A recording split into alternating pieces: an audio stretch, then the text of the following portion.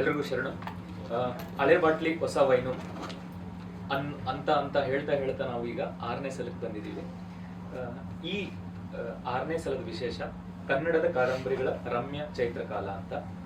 ಇವತ್ತು ಈ ಮಾತುಕತೆಯನ್ನ ನಡೆಸ್ಕೊಡಕ್ಕೆ ಮತ್ತೆ ಕೇಳಕ್ಕೆ ಇಲ್ಲಿ ಇಷ್ಟೊಂದು ಜನ ಬಂದಿದ್ದೀರಿ. ನಿಮ್ಗೆಲ್ಲರಿಗೆ ದೊಡ್ಡ ನನ್ನಿ ಹೇಳ್ತೀನಿ, ಅಂದ್ರೆ ಧನ್ಯವಾದ ಹೇಳ್ತೀನಿ.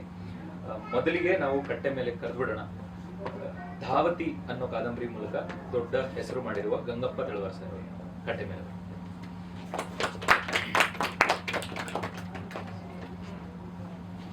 ಐರಳ್ಳಿ ಅವರು ಒಂದು ಒಳ್ಳೆಯ ಕಾದಂಬರಿ ದಾರಿ ಅನ್ನೋ ಕಾದಂಬರಿ ಬರೆದು ಹೆಸರು ಮಾಡಿರುವ ಕುಸುಮ ಐರಳ್ಳಿ ಅವರ ಕಟ್ಟೆ.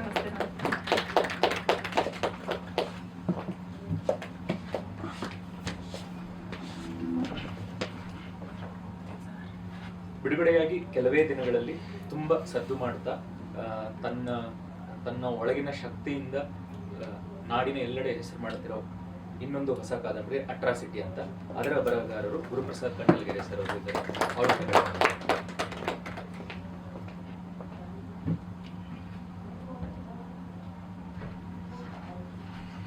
ಇದೆಲ್ಲದರ ಜೊತೆಗೆ ಈ ಕಾದಂಬರಿಕಾರರನ್ನ ಮಾತಾಡಿಸ್ಲಿಕ್ಕೆ ನಮ್ಮಂತ ಬರಹಗಾರರಿಗೆ, ನಮ್ಮಂತ ಓದುಗರಿಗೆ ಮಾದರಿಯಾಗಿ ನಿಂತಿರುವ ಚಂದ ಪುಸ್ತಕದ ಒಡೆಯರು ಇತ್ತೀಚೆಗಷ್ಟೇ ರೇಷ್ಮೆ ಬಟ್ಟೆಯನ್ನು ಬರೆದು ಕನ್ನಡದ ಓದುಗರಿಗೆ ಚಂದದ ಓದನ್ನು ಕೊಟ್ಟಿರುವ ಹೊಸದೇಂದ್ರ ಸರ್ ಈಗ ಕಟ್ಟೆ ಮೇಲೆ ಬರಬೇಕು.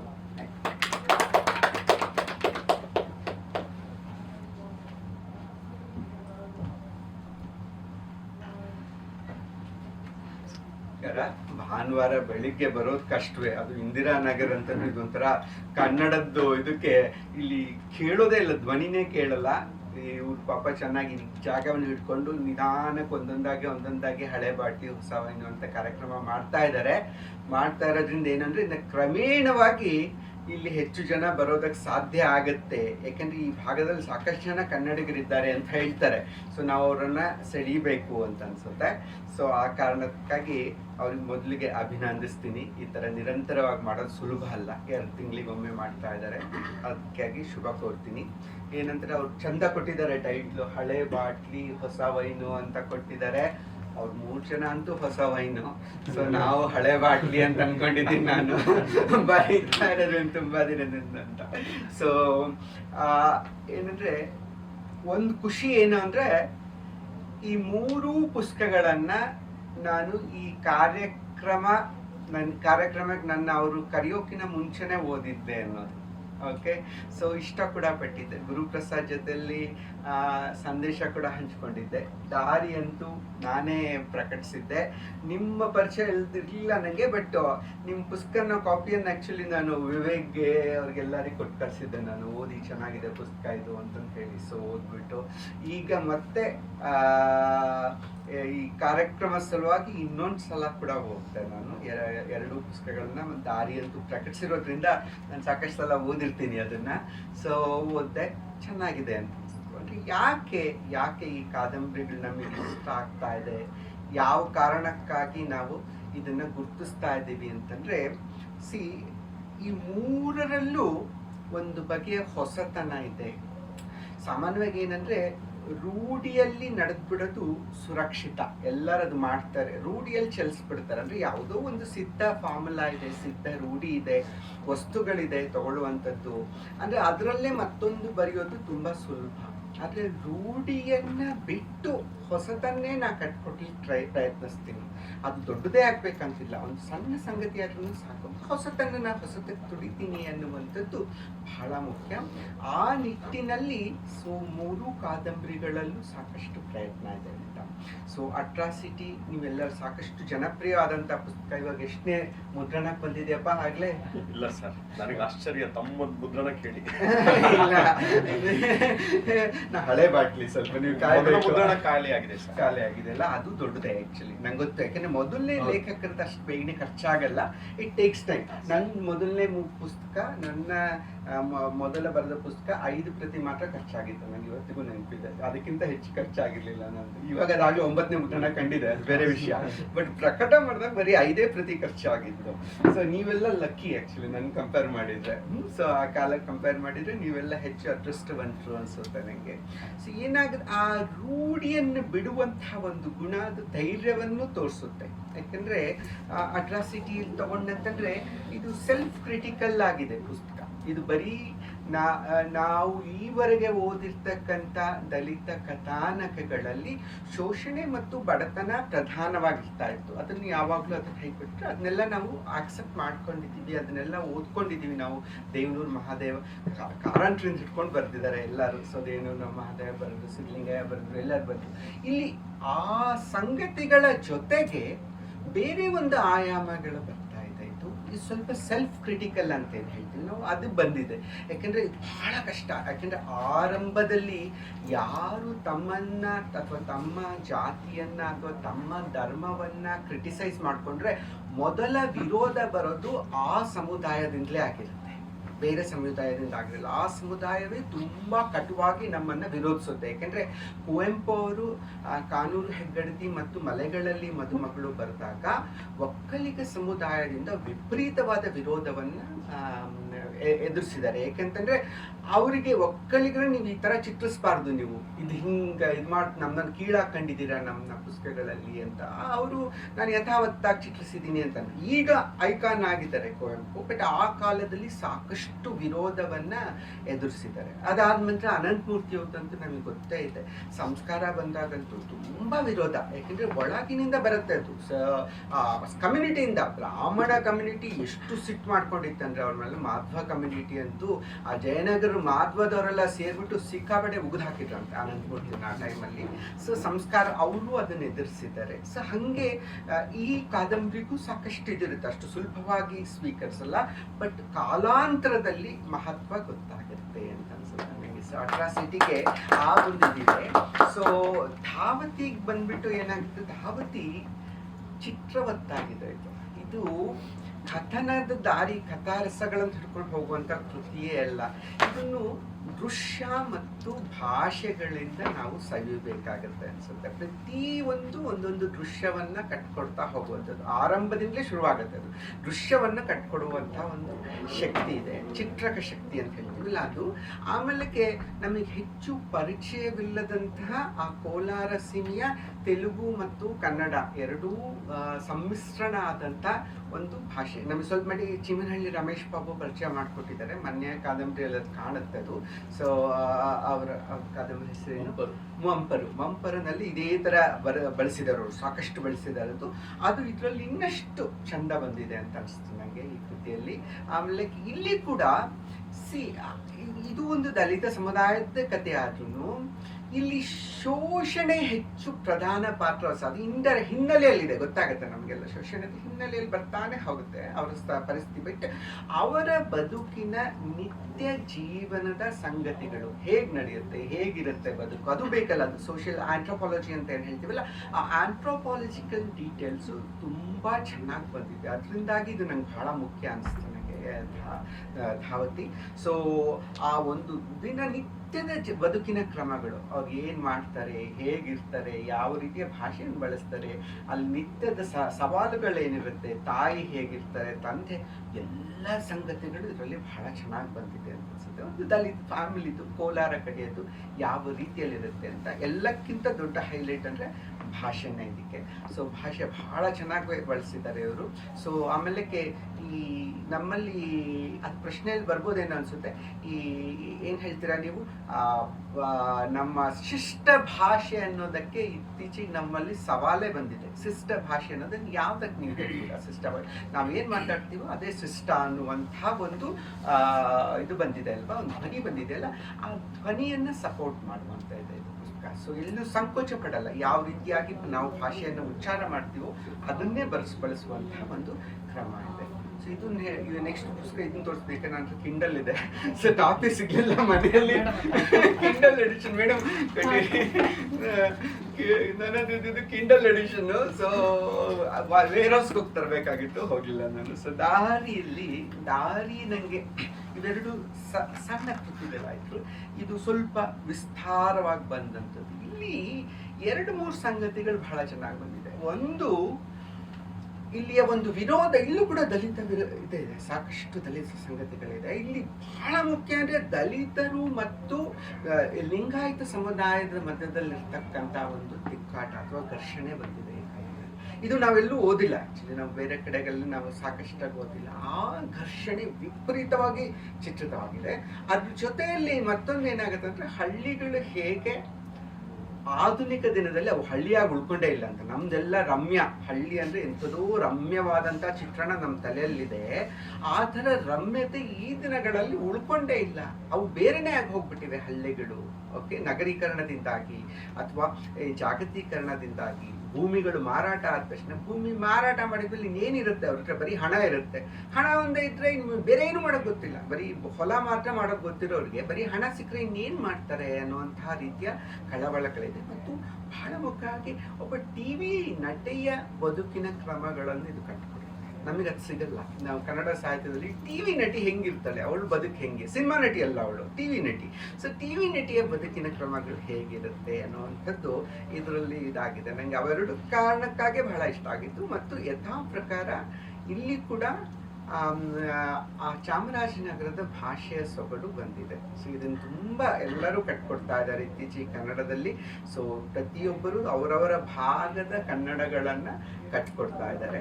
ಮತ್ತು ಈ ಮೂರು, ಇನ್ನೊಂದು ಕಾರಣಕ್ಕೆ ಮುಖ್ಯ ಏನಾಗುತ್ತೆ ಅಂದ್ರೆ, ಮೊದಲನೇ ಕಾದಂಬರಿ ಎಲ್ಲ. ಸೊ ಮೊದಲನೇ ಕಾದಂಬರಿ ಬಹಳ ಮುಖ್ಯ, ಏನ್ ಬರಿತೀವಿ ಅನ್ನುವಂಥದ್ದು. ಮೊದಲನೇ ಕಾದಂಬರಿಯನ್ನು ಬರೆದಿದ್ದಾರೆ. 3 ಜನನು ಕಥೆಗಳನ್ನ ಬರೆದವರು. ಸೊ ಇವರಂತೂ ಕಥೆಗಳ ಸಂಕಲನಗಳನ್ನೇ ಪ್ರಕಟಿಸಿದವರು, ಗುರುಪ್ರಸಾದ್. ಸೊ ಇನ್ನು ಉಳಿದಿಬ್ರು ಕಥೆಗಳನ್ನು ಬರೆದಿದ್ದಾರೆ, ಆದ್ರೆ ಪ್ರಕಟಣೆಗಳಾಗಿಲ್ಲ. ಇನ್ನು ಕಥಾ ಸಂಕಲನ ಆಗಿ ಪ್ರಕಟಣೆ ಆಗಿಲ್ಲ. ನಿಮ್ದಾಗಿದೆಯಾ? ನಾನು ನೋಡಿದೆ ಅದ್ರೊಳಗೆ ಇರ್ಲಿಲ್ಲ ಹೆಸರು, ಕಥಾ ಸಂಕಲನದ ಹೆಸರು ಇರ್ಲಿಲ್ಲ. ಅದೇ ಹೇಳಿದ್ ನಾನು, ಕತೆ ಬಿಡಿ ಕಥೆಗಳನ್ನು ಬರ್ದಿದ್ದಾರೆ ಅಂತ ಹೇಳಿದೆ ನಾನು. ಬಿಡಿ ಕಥೆಗಳು ಇಬ್ರು ಬರ್ದಿದ್ದಾರೆ, ಆದ್ರೆ ಒಂದು ಕಥಾ ಸಂಕಲನ ಅಂತ ಬಂದಿಲ್ಲ ಇನ್ನು ಅನ್ನುವಂಥದ್ದು. ಸೊ ಅದು ಒಂದು ವಿಶೇಷವಾಗಿ ನಂಗೆ ಕಾಣಿಸ್ತಾ. ಆಮೇಲೆ ಎಲ್ಲವೂ ಬೆಂಗಳೂರು ಕೇಂದ್ರಿತ ಅಲ್ಲ, ಎಲ್ಲವೂ ಬೆಂಗಳೂರಿಂದ ದೂರ. ಓಕೆ, ಒಂದು ಈ ದಿಕ್ಕು, ಒಂದು ಈ ದಿಕ್ಕು, ಇನ್ನೊಂದು ಈ ದಿಕ್ಕು, 3 ದಿಕ್ಕುಗಳಲ್ಲಿ ಹರಡಿದಂತ ಕಾದಂಬರಿಗಳಿದೆ. ಇದು ತುಮಕೂರು, ತಿಪಟೂರದು ಗುರುಪ್ರಸಾದ್ ಅವರ ಏರಿಯಾ, ಕೋಲಾರ ಭಾಗದ್ದು ಅವ್ರ ಏರಿಯಾ, ಇವ್ರದ್ದು ಮೈಸೂರು ಮತ್ತು ಚಾಮರಾಜನಗರದ ಸೀಮೆ ಇವು. ಸೊ 3 ಬೆಂಗಳೂರಿಂದ ಸ್ವಲ್ಪ ಈ ಗ್ರಹಗಳ ತರ, ಉಪಗ್ರಹಗಳ ತರ. ಸೊ 3 ಬೇರೆ ಬೇರೆ ರೀತಿಯಿಂದ ಬಂದಿದೆ. ಅದು ಕೂಡ ಮುಖ್ಯ. ಸೊ ಅಂದಮೇಲೆ ನಾವು ಮಾತುಕತೆಗೆ ತರ್ಕೊಳ್ಳೋಣ. ಸೊ ಏನಂದ್ರೆ, ಮುಖ್ಯವಾಗಿ ಏನಂತಂದ್ರೆ, ಕಾದಂಬರಿ ಬರಿಬೇಕಲ್ಲಕ್ಕೆ ಒಂದು ಬೇರೆದೇ ಮನೋಸ್ಥಿತಿ ಬೇಕಾಗುತ್ತೆ ಅಂತ. ಸೊ ಕತೆಗೆ ಮನಸ್ಥಿತಿಯೇ ಬೇರೆ, ಕಾದಂಬರಿಯ ಮನಸ್ಥಿತಿಯೇ ಬೇರೆ. ಆ ಮನಸ್ಥಿತಿ ಏನಾಗಿತ್ತು ಇವರಲ್ಲಿ, ಕಾದಂಬರಿ ಬರಿಬೇಕು ಅಂತ ಹೇಗೆ ನಿರ್ಧಾರ ಬಂತಿದ್ವು ಅನ್ನುವಂಥದ್ದನ್ನ ಪ್ರಶ್ನೆ ಕೇಳೋಣ ಅಂತೆ. ಸರ್, ನಿಮ್ಮಿಂದ ಶುರುವಾಗಿ. ಕಾದಂಬರಿ ನಾನು ತುಂಬಾ ಆರಂಭದಲ್ಲಿ ಬಂದಿದ್ದು ಪದ್ಯಗಳನ್ನ ತುಂಬಾ ಕುತೂಹಲಿ.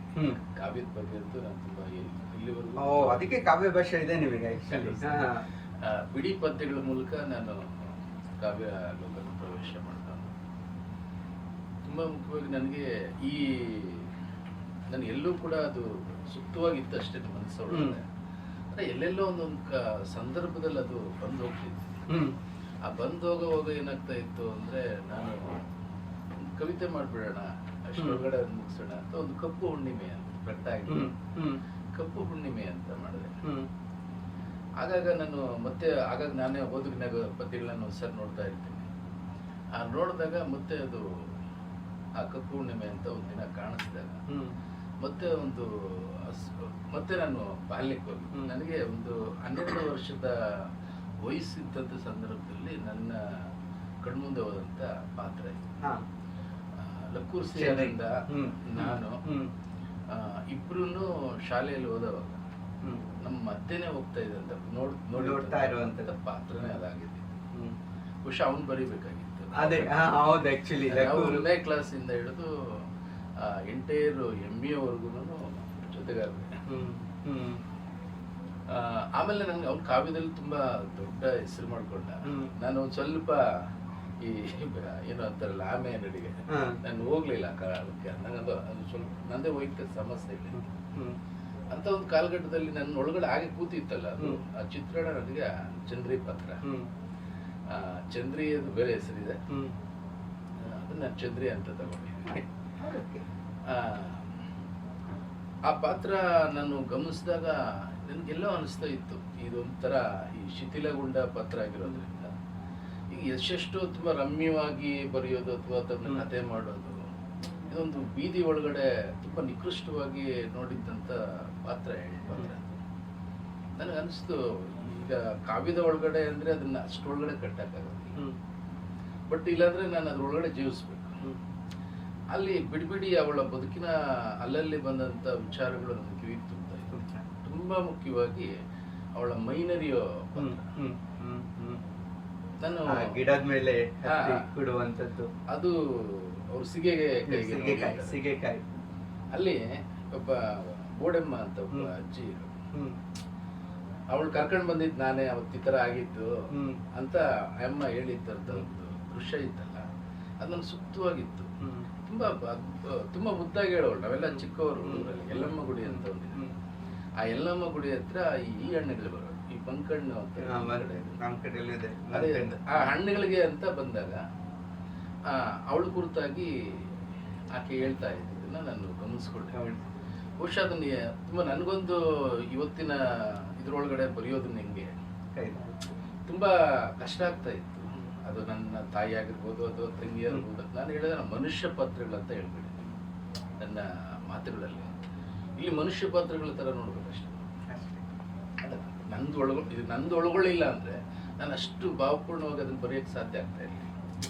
ಒಂದು ಪ್ರವೇಶಿಕೆಯನ್ನು ಪಡೆಯೋಕಾದ್ರೆ ನಾನು ಅದನ್ನ ಜೀವಿಸ್ಬೇಕಾಗಿತ್ತು. ತಾಯಿನೋ ತಂಗಿನೋ ಅದು ಕಥೆಗಳು ಬರೆದ ಮೇಲೆ ಆಯ್ತು ಪಾತ್ರಗಳಷ್ಟೇ. ನಾವು ಅದನ್ನ ಅಷ್ಟು ಹಿಂಜರಿಯೋದು ಬೇಡ. ಯಾಕಂದ್ರೆ ನಮ್ಮದೇ ಬದುಕಿನಿಂದಲೇ ಕಥೆಗಳು ಹುಟ್ಟುತ್ತಾ ಇರ್ತವೆ. ಯಾವುದೋ ರೀತಿಯಿಂದ ಅದಕ್ಕೊಂದು ಮುಸುಕು ತೊಡಿಸಿ ಅದಲ್ಲ ಅನ್ನೋ ರೀತಿ ನಾವು ಮಾಡ್ಬೋದು ಅಷ್ಟೇ ಹೊರತಾಗಿ ಇನ್ ಬೇರೆ ಏನು ಮಾಡಕ್ಕಾಗಲ್ಲ. ಅದಕ್ಕೆ ಹೆದರ್ಕೊಳ್ಳೋದೇನ್ ಬೇಡ ಅನ್ಸುತ್ತೆ. ಅದು ಎಲ್ಲರೂ ಅದಕ್ಕೆ ಬರ್ತೀನಿ, ಆ ಪ್ರಶ್ನೆಗೆ ಬರ್ತೀನಿ ನಾನು. ನನ್ಗೆ ಇದ್ರೊಳಗಡೆ ಇದ್ದಿದ್ರೆ ಬಾಲ್ಯದ ಒಂದು ಘಟನೆ ಅಥವಾ ಒಂದು ವ್ಯಕ್ತಿ ಕಾಡಿತ್ತು ಇಲ್ಲಿ ಮುಖ್ಯ ಪಾತ್ರವಾಗಿ ಪ್ರೊಟಾಗನಿಸ್ಟ್ ಆಗಿ ಬಂದಿದೆ ಅಂತ. ಸೊ ಅದು ಬಹಳ ಚಂದ್ರಿಯ ಪಾತ್ರವೇ ಬಹಳ ಮುಖ್ಯವಾದಂಥದ್ದು. ಇಲ್ಲಿ ಇನ್ನೊಂದು ಅವ್ರು ಹೇಳಿದ್ರು, ನಾನು ಮತ್ತು ಲಕ್ಕು ಸಿ ಆನಂದ್ ಅವರು ಇಬ್ರು ಒಂದೇ ಸ್ಕೂಲ್ನವರು, ಒಂದೇ ಊರ್ನವ್ರು. ಇವರಿಬ್ರು ನಮ್ಮಿಬ್ಬರಿಗಿದ್ರು ಅವ್ನು ಬರಿಬೇಕಿತ್ತು, ಬರಲಿಲ್ಲ ಅಂತ. ಇದು ಯಾರು ಬರೀತಾರೆ ಹೇಳೋಕೆ ಆಗಲ್ಲ. ಯಾಕಂದ್ರೆ ಇದು ಬಂತಲ್ಲ ಸಪ್ನ ಸಾರಸ್ವತ ಬಂದಾಗ ಅದನ್ನ ಓದಿ ಎಲ್ಲ ಮತ್ತೆ ಕೇಂದ್ರ ಸಾಹಿತ್ಯ ಅಕಾಡೆಮಿ ಪ್ರಶಸ್ತಿ ಬಂದಾಗ ಅನಂತಪೂರ್ತಿ ಒಂದು ಪ್ರಶ್ನೆ ಕೇಳಿದ್ರು ಇವರಿಗೆಲ್ಲ, ವಿವೇಕಿಗೆ, ಚಿತ್ತಾಲ್ರಿಗೆ ಮತ್ತೆ ಜಯಂತಿಗೆ, ನೀವು ಇಷ್ಟು ಜನ ಕೊಂಕಣಿ ಲೇಖಕರಿದ್ದೀರಾ, ನಿಮ್ಗೆ ಯಾರಿಗೂ ಇದನ್ನ ಬರಿಬೇಕು ಅಂತ ಅನಿಸ್ಲಿಲ್ವಾ?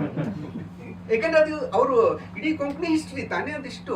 ನೀವು ಒಬ್ರನ್ನ ಒಂದು ಕತೆ ಕೂಡ ಬರೋದಿಲ್ಲಲ್ಲ, ಇದು ನಿಮ್ಮ ಹಿನ್ನೆಲೆ ಬಗ್ಗೆ ಯಾರು ಒಬ್ರು ಬರೋದಿಲ್ಲ, ಇವ್ರು ಬರೋದ್ರಲ್ಲ ಅಂತ. ಅದು ಯಾರಿಂದ ಬರುತ್ತೆ ಅಂತ ಗೊತ್ತಿಲ್ಲ. ಅದು ಕತೆ ಕಾಯ್ತಾ ಇರುತ್ತೆ ಯಾರೋ ಒಬ್ಬರಿಗಾಗಿ, ಅವರಿಗೆ ಹೋಗುತ್ತೆ ಹೊರತಾಗಿ ಬೇರೆ ಯಾರಿಗೂ ಬರಲ್ಲ. ಅದು ನಿಮ್ಮಿಂದ ಬಂದಿದೆ. ನನ್ಗನ್ಸಿದ್ದದು ಆಗ ಅವ್ನು ತುಂಬಾ ಗದ್ಯದಲ್ಲಿ ತುಂಬಾ ಹೆಸರಿದ್ದ. ನನಗೆ 4 ಸಾಲು ಒಂದು ಅರ್ಜಿ ಪುಟದಷ್ಟು ಗದ್ಯ ಬರೆಯೋಕೆ ಕಷ್ಟ ಆಗ್ತಾ ಇದೆ. ಇಲ್ಲ, ನೀವು ತುಂಬಾ ಬೇಕಾದಷ್ಟು ಬರಿಬೋದು, ಅಷ್ಟು ಚೆನ್ನಾಗಿದೆ ಇದು ಅಂತ. ಅಲ್ಲ, ಆರಂಭದಲ್ಲಿ ನನ್ ಭಯ ಇದ್ದಿದ್ದು, ಆ ಭಯಕ್ಕೆ ಬರ್ತೀನಿ ನಾನು. ಆ ಭಯದ ಬಗ್ಗೆ ಮತ್ತಷ್ಟು ಹೇಳ್ತೀನಿ ನಿಮ್ಮ ಪ್ರಶ್ನೆಯನ್ನ. ಸರ್, ಗುರು, ನೀವು ಬರೀ ಕತೆ ಬರೆದವರು, ಕಾದಂಬರಿ ಬರಿಬೇಕು ಅಂತ ಹೊರಟ್ರಿ ನೀವು. ಸೊ ಹೇಗೆ, ಯಾವ ರೀತಿ ಇದಾಯ್ತು? ಸರ್, ನಾನು ಮೊದಲು ಬರೆದಿದ್ದೆ ನಂದು ಒಂದು ಕವನ ಸಂಕಲನ, ಕಪ್ಪು ಕೋಣಗಳು ಅಂತ ಹೇಳಿ ಒಂದು ಕವನ ಸಂಕಲನ ಮಾಡಿದೆ ಸರ್. ಫಸ್ಟ್ ಶುರು ಮಾಡಿದ್ದು ಕವಿತೆಗಳ ಮೂಲಕನೇ. ನನ್ನ ಈ ಕತೆಗಳು ನೋಡಿದಾಗ ಆ ಕತೆಗಳಲ್ಲಿ ಇನ್ನೂ ಏನೋ ಹೇಳಬೇಕಿತ್ತು ಅಂತ ನನ್ನ ಕತೆಗಳು ನೋಡಿದವ್ರಿಗೆ ಅನಿಸಿರುತ್ತೆ. ಸೊ ಕವಿತೆಗಳಲ್ಲಿ ಅಷ್ಟೇ ಹೇಳಕ್ ಸಾಧ್ಯ ಆಗಲ್ಲ ಅಂತ ನಿಧಾನಕ್ಕೆ ಒಂದು ಕವಿತೆಯಿಂದ ನನ್ನ ಇಡೀ ವ್ಯಕ್ತಿತ್ವನ ಅನಾವರಣಗೊಳಿಸೋದು ಕಷ್ಟನೇ ಅಂತ ಅನ್ಸಕ್ ಶುರುವಾಯ್ತು ನನಗೊಳಗೆ. ಈ ಕವಿತೆ ಫಾರ್ಮೆಟ್ ಸಾಕಾಗಲ್ಲ ಅಂತ ಅನ್ಸಕ್ ಶುರುವಾಯ್ತು. ಸೊ ನಿಧಾನಕ್ಕೆ ತನ್ನಿಂದ ತಾನಾಗೆ ಕತೆಗಳ ಕಡೆಗೆ ಹೊರಡ್ಕೆಂತು.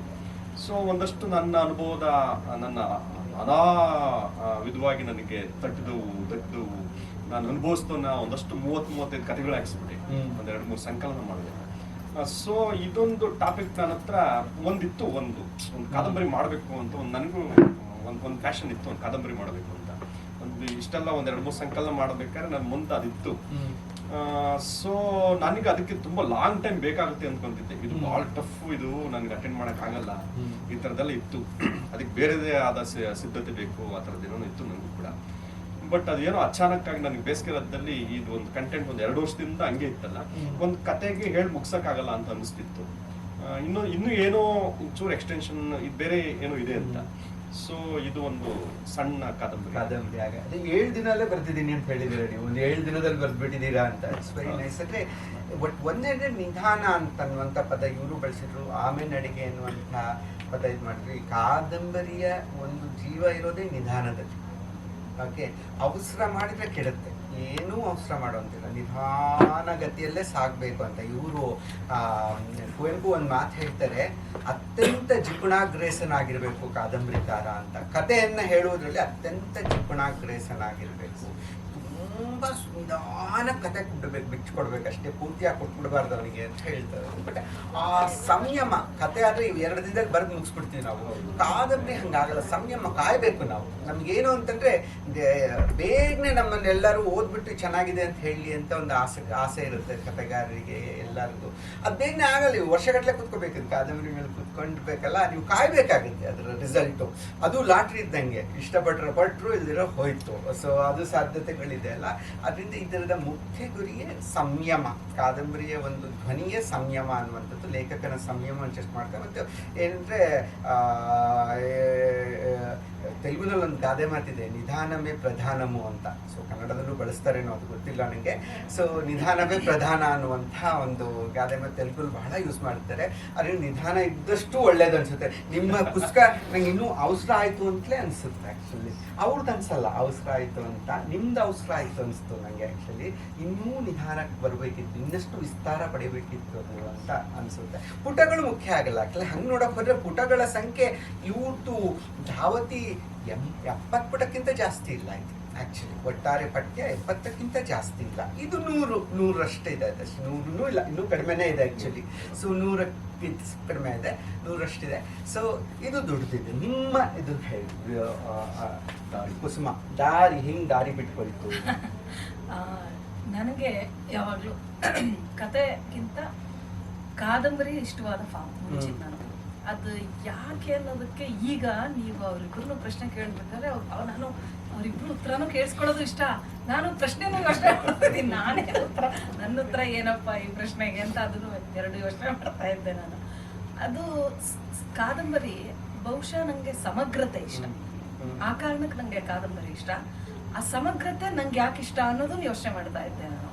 ಅದು ಬಹುಶಃ ನಮ್ಮ ಬದುಕಿನ ನಡಿಗೆಯಲ್ಲೂ ಇರ್ಬೋದೇನೋ ಆ ಆಲೋಚನೆಯ ಬೀಜ.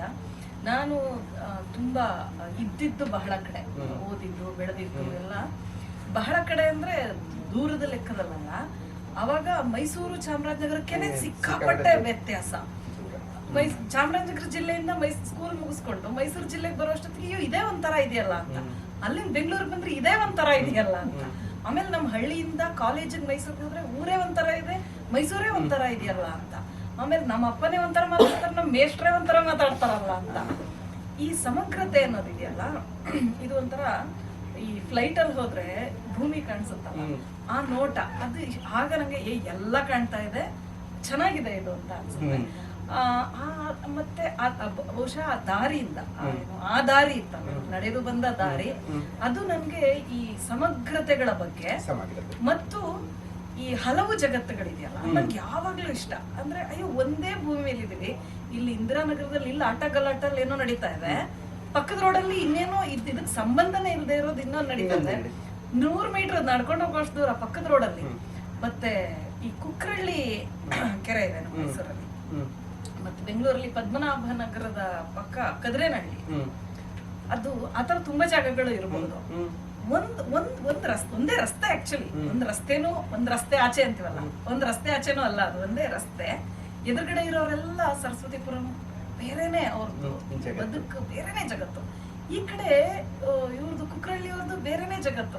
ನಂಗೆ ಯಾರ್ಯಾರು ಒಂದೇ ಭೂಮಿ ಮೇಲೆ ಒಂದೇ ರೋಡಲ್ಲಿ ಬದುಕ್ತಿದೀವಲ್ಲ ನಾವು ಅನ್ನೋದು ಇದಿದೆಯಲ್ಲ, ನಂಗೆ ಯಾವಾಗ್ಲೂ ಬರವಣಿಗೆ ಅಂತ ಅಂದ ತಕ್ಷಣ ಸಮಗ್ರತೆ ಅನ್ನೋದೆ. ಸಮಗ್ರತೆ ಸಾಧಿಸೋಕ್ ಸಾಧ್ಯ ಆಗೋದು ಕಾದಂಬರಿನಲ್ಲೇ. ಹಾಗಾಗಿ ನಂಗೆ ಮತ್ತೆ ಅದ್ ಯಾಕೋ ನಂಗೂ ಚಿಕ್ಕದ್ ಬರಿಬೇಕು ಅಂತ ಇಷ್ಟ. ಅದೇನೋ ಹಿಂಗೆ ತೆರ್ಕೊಂಡ ತಕ್ಷಣ ಅಂದ್ರೆ ಈಗ ನನ್ನ ಮನ್ಸಲ್ಲಿರೋ ಸ್ಕೆಲಿಟನ್ಗಳು ಕೂಡ ಏನಾದ್ರೂ ಮಾಡಿ ಕಮ್ಮಿ ಮಾಡ್ಬೇಕು ಅಂತ ಅನ್ಕೊಳ್ಳೋದು ನಾನು. ಆದ್ರೆ ಅದು ಯಾವಾಗ್ಲೂ ಹಂಗೆ ತುಂಬಾ ರೆಂಬೆ ಕೊಂಬೆಗಳ ಜೊತೆಲೆ ಶುರುನಲ್ಲೇ ಹಂಗದು ಸಮಗ್ರತೆ ಜೊತೆಲೇ ಇರುತ್ತೆ. ನೀವು ಇದು ಮಾಡ್ತಾ ಇದೀರಲ್ಲ, ಇದು ಲಾಂಗ್ ಶಾರ್ಟ್ ತಗೊಳ್ತಾ ಇದ್ದೀರಾ ಎಲ್ಲ, ಸ್ವಲ್ಪ ಕ್ಲೋಸಪ್ ಹೋಗಿ, ಕ್ಲೋಸಪ್ ಸ್ವಲ್ಪ ಚಿಕ್ಕದಾಗುತ್ತೆ ಸೊ ಲಾಂಗ್ ಶಾರ್ಟ್ ಇಂದ ಕ್ಲೋಸಪ್ಗೆ. ಬಟ್ ಅವ್ರು ಹೇಳ್ತಾ ಇರಲಿಲ್ಲ, ಸಮಗ್ರತೆ ಜೊತೆ ಒಂದು ಮಾತು ಹೇಳಿದ್ರು ಅವರು, ಈ ಓಣೆಯಿಂದ ಆ ಓಣೆಗೆ ಹೋದ್ರೆ ಬೇರೆನೇ ರೀತಿಯ ಬದುಕು ಅನ್ನೋದು. ಇದು ಇಂಡಿಯಾದಲ್ಲಿ ಮಾತ್ರ ಆಗುವಂಥದ್ದು, ಈ ಜಾತಿ ಪದ್ಧತಿಯಿಂದಾಗಿ ಆಗುವಂಥ ಒಂದು ಅನಾಹುತ. ಇದು ಏನು ಹೇಳ್ತಾರೆ ಅಂದರೆ, ಇದರಲ್ಲಿ ಹೋದರೆ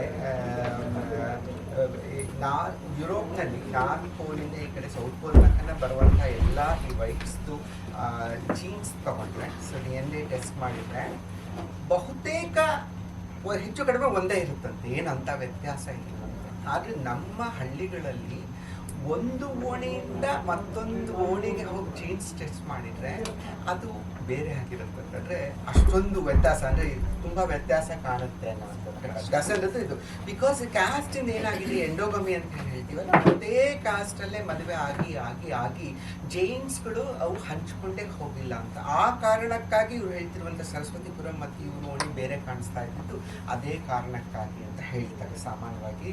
ಸೊ ಇದು ಮಾಡಿದ್ರು ಅಷ್ಟೊಂದು ನಾವು ಜಾತಿ ಪದ್ಧತಿಯಿಂದಾಗಿ ಎಂಡೋಗಮಿ ಅಂತ ಏನು ಹೇಳ್ತೀವಿ, ಒಳಗೊಳಗೆ ಮದುವೆ ಆಗುವ ಒಂದು ಕ್ರಮದಿಂದಾಗಿ ಆ ಜೀನ್ಸ್ ಸ್ಪ್ರೆಡ್ ಆಗೋದಕ್ಕೆ ಬಿಟ್ಟಿಲ್ಲ ಅನ್ನೋದು. ಮತ್ತು ಅದೇ ಕಾರಣಕ್ಕಾಗಿ ಭಾರತದಲ್ಲಿ ಇಷ್ಟು ಜನ ಅಂಧರಿದ್ದಾರೆ ಅಂತ. ಭಾರತದಲ್ಲಿ ಅತ್ಯಂತ ಹೆಚ್ಚು ಅಂಧರು, ಇನ್ನು ಬೇರೆ ಕಡೆಯಲ್ಲಿ ಎಲ್ಲೂ ಇಲ್ಲ, ಅಂಧರಿಲ್ಲ.